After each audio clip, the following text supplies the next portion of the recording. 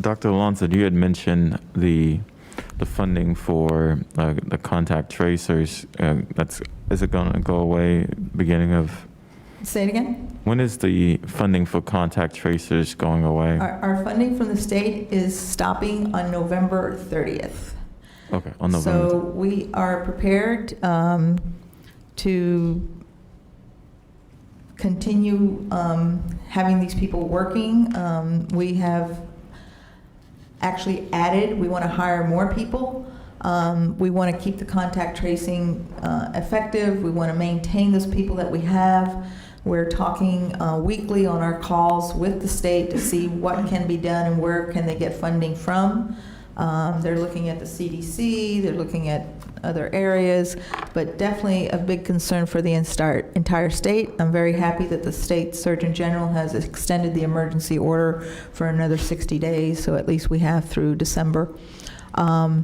But very concerning because this doesn't look like it's going down. It looks like it's going to be going up, and we do not want to get back into the situation that we were before. El Paso, I just heard last night, it's a middle-sized city, but significant. Their hospitals are completely full. And the other problem, besides the hospitals being full with no beds, no empty beds to put people in if they need to go to the hospital, is the fact that they have lack of staff. Mm-hmm. So at a time like this, it's getting hard to get people to come work for you knowing that they're going to have to treat COVID and be in touch with COVID. Basically, nobody wants to do that. So nurses, doctors, respiratory therapists, aides, even janitorial staff is getting hard to come by because they don't want to be put in the situations where there's large numbers. Thank you. Dr. Alonso, can you explain the importance of having the contact tracers? And then my follow-up would be with Ms. Baker is, what can we do as a county to work with the state to make sure that we don't lose the fundings for contact tracers? The county has been very kind to us in helping us in that matter, and we're very appreciative. I mean, we're one of the counties where the health department and the county commission has worked very well hand in hand. That's not true for other counties, so I feel really bad for the small counties that don't have those types of relationships. Not only are they a very small county with very few people in their system, but every single person in the smaller counties' health department is doing nothing but contact tracing. And what that allows us to do, especially when we're below that 5, is that we're able to talk to you who are positive and then ask for all the people that you've come in contact with. The CDC has changed now the standard. It's not just 6 feet for 15 minutes, but within 6 feet for greater than 15 minutes in a 24-hour period of time.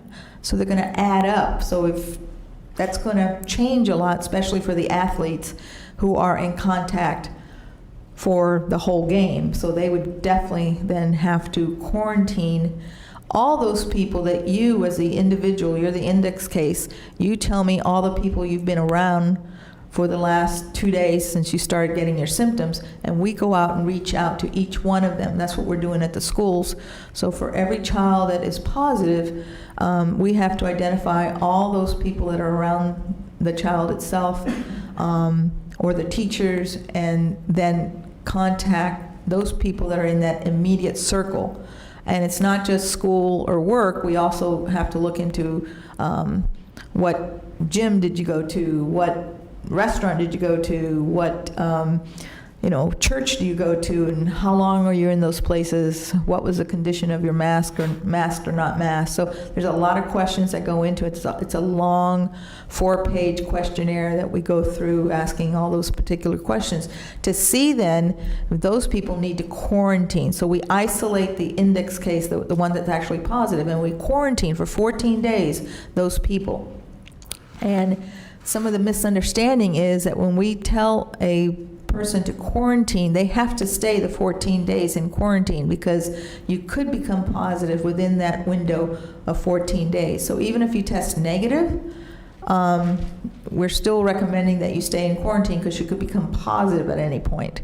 Now, some people who have been tested test positive, then they test negative, then they feel that they can go back to work after testing. The CDC is not recommending actual testing. They just recommend to maintain the isolation and the quarantine for the set number of days, because some people can remain positive for up to 2 to 3 months.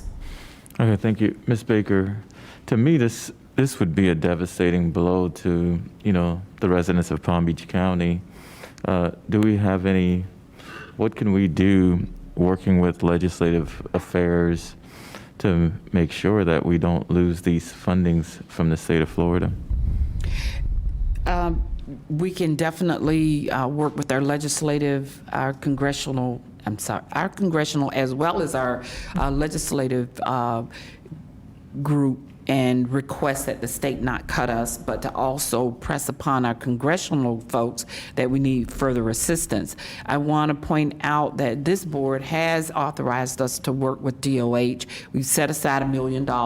That contract for contact tracing will come back to the board under our contract list, because Kathy Scarlett, under emergencies, we can enter into those agreements. So we've already worked those issues out. We've set aside $1 million for contact tracing, and we'll continue to work with the health department on making sure that our residents here, as long as we've got CARES dollars, and that's where that $1 million came from, we'll continue to allocate and work with them.